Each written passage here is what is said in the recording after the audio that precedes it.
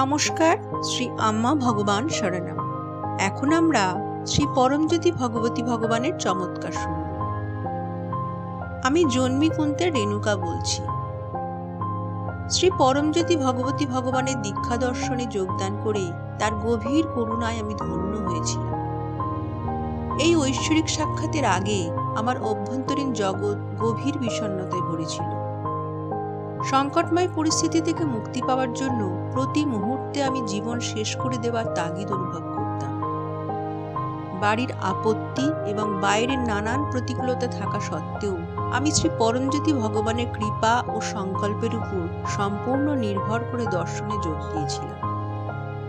দাসাজির প্রস্তুতিমূলক শিক্ষণের সময় আমার সমস্ত ভয়, সন্দেহ ও বিভ্রান্তি মুহূর্তে বিলীন হয়ে যায়।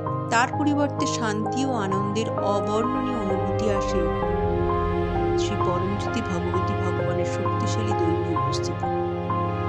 আমি নিজের সম্পর্কে সমস্ত সচেতনতা হারিয়ে ফেলেছিলাম।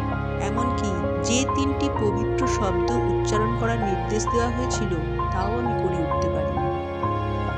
শ্রী ভগবানের সামনাসামনি একক দীক্ষার মাধ্যমে শারীরিক আশীর্বাদপ্রাপ্ত হওয়াটা অভাবনীয় ও ভাষায় ব্যাখ্যার অতীত।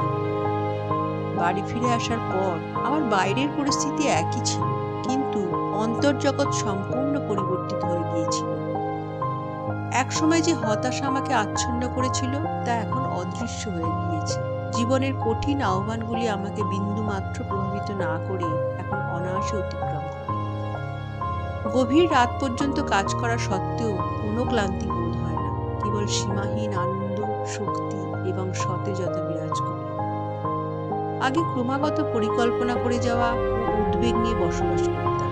এমনকি অপূর্ণ প্রত্যাশার বেদনা নিয়ে শ্রী ভগবানকে প্রশ্ন করতাম। এবারে আমি সম্পূর্ণরূপে আত্মসমর্পণ করেছিলাম। নিজের ও পরিবারের জন্য কেবল মুক্তি ও উচ্চ চৈতন্য স্মৃতি প্রার্থনা করেছিলাম। এখন আমি বুঝতে পারছি এই অভ্যন্তরীণ স্বাধীনতা স্বয়ং এবং সর্বশ্রেষ্ঠ উপহার। আজ জীবন এক নিয়ন্ত্রণ ও সংঘর্ষ ছাড়াই দৈব অনুগ্রহে স্বাভাবিকভাবে ও অনায়াসে বিকশিত হচ্ছে। সবকিছু নির্বিঘ্নে ঘটছে।